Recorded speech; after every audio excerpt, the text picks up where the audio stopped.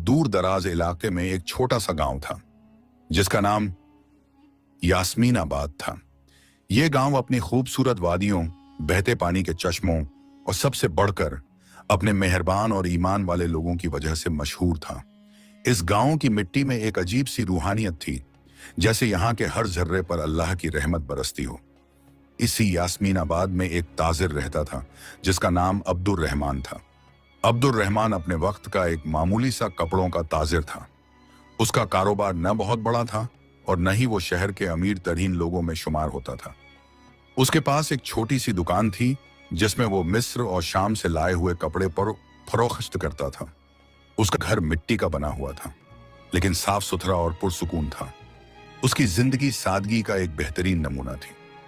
लेकिन एक चीज थी जो अब्दुर रहमान को गांव के बाकी लोगों से मुमताज करती थी, वो थी उसकी सखावत और अल्लाह की राह में खर्च करने की आदत। वो इस बात पर पुख्ता यकीन रखता था कि रिज़्क़ अल्लाह देता है और उसके दिए हुए माल में से गरीबों और मोहताजों का हक निकालना हर मुसलमान का फर्ज है।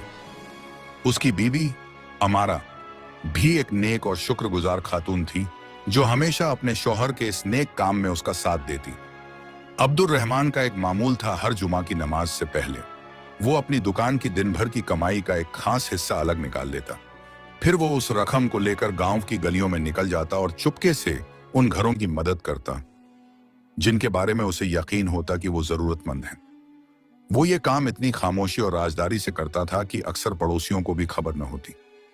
कभी किसी बेवा के दरवाजे पर आटे का थैला रख देता तो कभी किसी यतीम बच्चे के लिए कपड़े और खाने का सामान छोड़ाता। उसका चेहरा हमेशा एक अजीब से इत्मीनान और रूहानी नूर से चमकता रहता। लोग उसे अब्दुर रहमान भाई कहकर बुलाते और उसकी इज्जत करते, लेकिन उसकी सखावत के इस पहलू से बहुत कम लोग वाकिफ थे। एक साल यास्मीनाबाद और उसके आसपास के इलाकों पर शदीद कहत, सूखा, आसमान ने जैसे पानी बरसाना ही छोड़ दिया था। जमीनें बंजर हो गईं, फसलें सूख गईं और कुएं खुश्क होने लगे। गांव के लोग परेशान हो गए। जो कल तक खुशहाल थे, आज उनके घरों में भी फक्र की नौबत आ गई। हालात दिन ब दिन बदतर होते जा रहे थे। अब्दुर रहमान का कारोबार भी इस कहत से बुरी तरह मुतासिर हुआ। लोग खाने पीने की चीजें खरीदने को तरस रहे थे। ऐसे में कपड़े कौन खरीदता? उसकी दुकान पर आने वालों की तादाद कम हो गई और आमदनी भी पहले जैसी न रही। उसके अपने घर के हालात भी तंग होने लगे।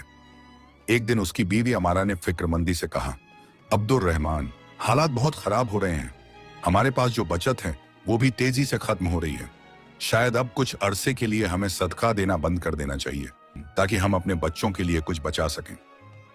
अब्दुर रहमान ने अपनी बीवी की तरफ देखा। उसकी आंखों में परेशानी साफ झलक रही थी। उसने एक गहरी सांस ली और मुस्कुराकर कहा, अमारा, तुम ठीक कहती हो, हालात वाकई सख्त हैं। लेकिन सोचो, अगर हम इस तंगी में अल्लाह की राह में देना छोड़ देंगे तो हम उस रब से खुशहाली में और क्या उम्मीद रखेंगे? यही तो इम्तिहान का वक्त है। यही वक्त है अल्लाह को दिखाने का कि हमारा यकीन उसकी जात पर कितना मजबूत है। जब तक हमारे घर में एक रोटी भी है, उसका आधा हिस्सा उस शख्स का है जिसके पास वो भी नहीं। रिज़्क़ कम करना या ज्यादा करना अल्लाह के इख्तियार में है। हमारा काम तो बस उसके हुक्म पर अमल करना है। अमारा अपने शौहर के इस पुख्ता ईमान को देखकर खामोश हो गई। उसकी आंखों में आंसू आ गए, लेकिन ये आंसू खौफ के नहीं बल्कि अपने शौहर के इस यकीन पर फख्र के थे। उसने अपने दिल में अल्लाह से दुआ की, ऐ मेरे रब, मेरे शौहर के इस ईमान को सलामत रखना और हमें इस आजमाइश में साबित कदम रखना। उस दिन के बाद अब्दुर रहमान ने अपनी आदत नहीं बदली, बल्कि उसने अपने सदका का हिस्सा और बढ़ा दिया। अब वो अपनी कमाई का ज्यादातर हिस्सा अल्लाह की राह में खर्च कर देता और अपने घर के लिए बस उतना ही रखता जितने में बमुश्किल गुजारा हो सके। कई बार ऐसा होता कि उनके घर में सिर्फ सूखी रोटी और पानी होता, लेकिन वो दोनों मियां बीवी अल्लाह का शुक्र अदा करके सो जाते। गांव के कुछ लोग अब्दुर रहमान को देखकर हैरान होते, कुछ उसे बेवकूफ समझते। एक दिन उसका पड़ोसी हाशिम, जो खुद एक आम किसान था, उसे टोका, अब्दुर रहमान, मैं देखता हूं कि तुम इस कहत में भी लोगों की मदद कर रहे हो। क्या तुम्हें अपने बच्चों की फिक्र नहीं? तुम अपना सारा माल लुटा दोगे तो कल तुम्हारे पास क्या बचेगा? अपने लिए भी कुछ सोचो। अब्दुर रहमान ने हाशिम के कंधे पर हाथ रखा और निहायत नरमी से जवाब दिया, हाशिम भाई, जो माल मैं अपने पास रखता हूं वो तो यहीं रह जाएगा, लेकिन जो माल मैं अल्लाह की राह में देता हूं वही मेरा असल सरमाया है जो आखिरत में मेरे काम आएगा। दुनिया की फिक्र तो सब करते हैं, लेकिन आखिरत की फिक्र करने वाले कम हैं। और मेरा रब इतना करीम है कि वो दुनिया में भी अपने बंदे को तन्हा नहीं छोड़ता। मुझे यकीन है वो कोई ना कोई सबब जरूर पैदा करेगा। हाशिम लाजवाब होकर वहां से चला गया, लेकिन अब्दुल रहमान की बातें उसके दिल में उतर गईं। दिन गुजरते गए, कहत की शिद्दत बढ़ती जा रही थी। अब्दुल रहमान की बचत अब बिल्कुल खत्म होने के करीब थी। एक रात उसके घर में खाने को कुछ भी न था। उसके बच्चे भूख से रो रहे थे। अमारा ने उन्हें पानी पिलाकर सुलाने की कोशिश की, लेकिन भूख की शिद्दत से उन्हें नींद नहीं आ रही थी। अब्दुल रहमान का दिल ये मंजर देखकर कट रहा था। उसने वुजू किया और नमाज के लिए खड़ा हो गया। सजदे में गिरकर उसने अल्लाह से दुआ की, ऐ मेरे परवरदिगार, ऐ रिज़्क़ कर देने वाले, तू सब कुछ जानता है। मैंने तेरी रजा के लिए तेरे बंदों की मदद की। आज मेरे बच्चे भूखे हैं। मैं तुझसे सवाल नहीं करता, लेकिन तू तो दिलों के हाल जानता है। ऐ मेरे मालिक, मेरी मदद फरमा। बेशक तू ही बेहतरीन मदद करने वाला है। दुआ करते करते उसकी आंखों से आंसुओं की लड़ी बह निकली। वो काफी देर तक सजदे में रोता रहा। जब उसने सर उठाया तो उसके दिल में एक अजीब सा सुकून था, जैसे उसकी फरियाद सुन ली गई हो। वो उठा और अपनी परेशान बीवी के पास जाकर बैठा। उसने अमारा का हाथ थामा और कहा, फिक्र न करो अमारा, जिस रब ने पैदा किया है वो रिज़्क़ कर भी देगा। उसका वादा सच्चा है। अभी उसने ये जुमला कहा ही था कि उनके दरवाजे पर दस्तक हुई। दरवाजे पर दस्तक सुनकर अब्दुल रहमान और अमारा दोनों चौंक गए। इस वक्त रात के इस पहर कौन हो सकता था? गांव में हर कोई अपने अपने घरों में कहत की परेशानियों में घिरा हुआ था। अब्दुल रहमान ने अमारा को तसल्ली दी और दरवाजे की तरफ बढ़ा। उसके दिल में एक अनजाना सा खौफ भी था और एक हल्की सी उम्मीद भी। उसने दरवाजा खोला तो सामने एक अजनबी शख्स को खड़ा पाया। वो शख्स लंबा और मजबूत जिस्म का मालिक था। उसने सफर के कपड़े पहने हुए थे, जिन पर धूल की तह जमी हुई थी, लेकिन उसके चेहरे पर एक अजीब सी शरीफी और संजीदगी थी। उसके साथ दो और आदमी थे, जिनके हाथों में मशालें थीं, जिनकी रोशनी में उनके पीछे खड़े दो ऊंट नजर आ रहे थे, जिन पर सामान लदा हुआ था। अजनबी ने अब्दुल रहमान को गौर से देखा और निहायत अदब से पूछा, क्या मैं जनाब अब्दुल रहमान से मुखातिब हूं, जो कपड़े के ताजिर हैं? अब्दुल रहमान ने हैरानी से जवाब दिया, जी, मैं ही अब्दुल रहमान हूं। फरमाइए, मैं आपकी क्या खिदमत कर सकता हूं? उसका दिल तेजी से धड़क रहा था। आखिर ये कौन लोग थे जो उसे इस तरह ढूंढते हुए उसके घर तक आ पहुंचे थे? अजनबी मुस्कुराया और बोला, मेरा नाम खालिद है, मैं शहर बगदाद से आया हूं।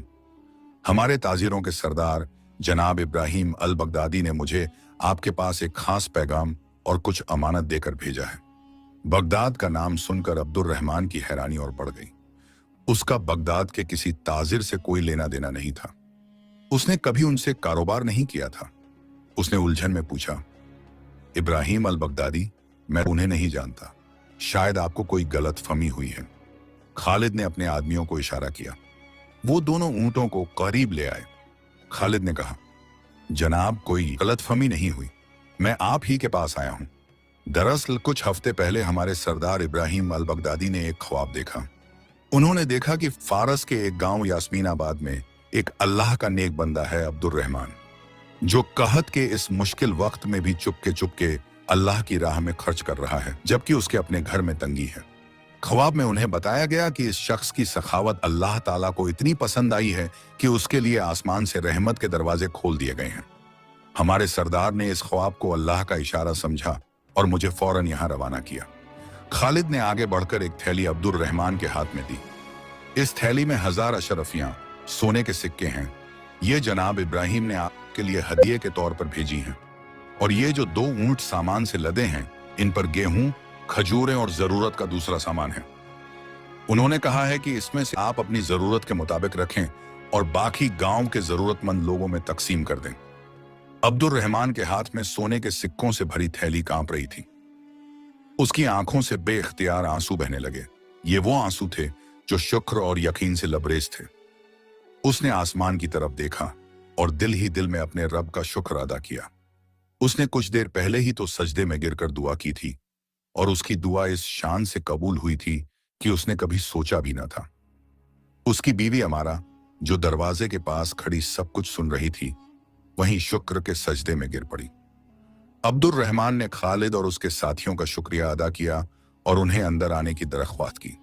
उसने कहा, आप लोगों ने लंबा सफर तय किया है, आप हमारे मेहमान हैं। लेकिन खालिद ने माजरत करते हुए कहा, हमें वापसी की भी जल्दी है। हमारे सरदार ने ताकीद की थी कि अमानत पहुंचाकर फौरन लौट आना। बस हमारी इतनी ही खिदमत थी। अल्लाह आपको इसकी बेहतरीन जजा दे। ये कहकर खालिद और उसके साथी वहां से रुखसत हो गए और अब्दुल रहमान को हैरानी, खुशी और ईमान की एक नई रोशनी में छोड़ गए। अब्दुल रहमान सामान से लदे ऊंटों और सोने की अशरफियों को देखता रहा। उसे अपनी आंखों पर यकीन नहीं आ रहा था। यह सब एक ख्वाब जैसा लग रहा था। अमारा ने आंसू पोंछते हुए कहा, अब्दुल रहमान, बेशक अल्लाह अपना वादा पूरा करता है। आपने सही कहा था, वो अपने बंदों को कभी तन्हा नहीं छोड़ता। उस रात अब्दुल रहमान के बच्चों ने अरसे बाद पेट भरकर खाना खाया, लेकिन अब्दुल रहमान ने उस रात सिर्फ खजूर और पानी पर ही गुजारा किया। उसने अपनी बीवी से कहा, अमारा, ये माल मेरा नहीं, अल्लाह की अमानत है। इस पर सबसे पहला हक उन लोगों का है जो इस वक्त हमसे ज्यादा भूखे हैं। कल सुबह होते ही हम इस सामान को गांव वालों में बांट देंगे। अगली सुबह फजर की नमाज के बाद अब्दुल रहमान ने गांव में ऐलान करवाया, जिसके घर में भी खाने को कुछ नहीं है, वो मेरे घर से आकर अनाज ले जाए। यह सुनना था कि गांव में एक खुशी की लहर दौड़ गई। लोग हैरान थे कि अब्दुल रहमान, जिसके खुद के हालात इतने तंग थे, अचानक इतना सारा अनाज कहां से ले आया। उसका पड़ोसी हाशिम भी दौड़ा हुआ आया। जब उसने अब्दुल रहमान के घर के बाहर अनाज के ढेर और लोगों की भीड़ देखी तो वो दंग रह गया। उसने अब्दुल रहमान से पूछा, अब्दुल रहमान, ये सब क्या है? कल तक तो तुम्हारे घर में फक्र था, आज ये दौलत कहां से आ गई? अब्दुल रहमान ने मुस्कुराकर वही जवाब दिया जो उसने पहले दिया था। हाशिम भाई, मैंने तुमसे कहा था ना कि मेरा रब कोई ना कोई सबब जरूर पैदा करेगा। ये सब उसी का करम है। मैंने तो